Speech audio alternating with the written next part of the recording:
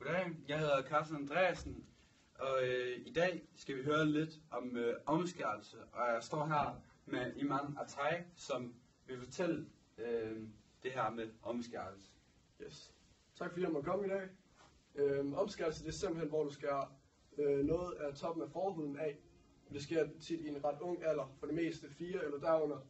Og det gør man, fordi at de forhåbentlig så glemmer det i løbet af tiden. Og så kan du også bruge bedøvelsesmiddel, men det er ikke nødvendigt. Ja, vi står så herhjemme ved Iman Atays stue, hvor den her episode skal foregå ved stuebordet. Og så vil han fortælle om, hvad der skal ske nu. Ja. Vi vil nu udføre den jødiske tradition, omskærelse. Og det du starter med at gøre, det er at lægge et tværsnit ned langs forhuden. Og så derefter lægger du et vandret snit, som skærer forhuden af. Og det vil kun bedre som muligt. Det er lige meget, hvor man gør det hen. Man gør det derhjemme, på klinikken, eller på et hospital osv. Der er mange forskellige måder at gøre det på også. Og alle sammen, de giver forskellige resultater. Nogle familier lægger rigtig meget energi i det, og gør det som en festlig begivenhed.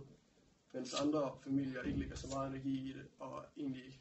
Det betyder ikke så meget. Nu skal jeg så til at udføre omskærelsen. Måden, jeg vil gøre det på, kalder man rose. Og det er en af de mange måder, man kan gøre det på. Lige nu der ligger barnet og sover, så er det nemmere at komme til. Ja, så går vi i gang. Her er den så fin. Du starter med at lægge et tværsnit ned langs her. Og så lægger du et vandret snit hele vejen rundt. Her.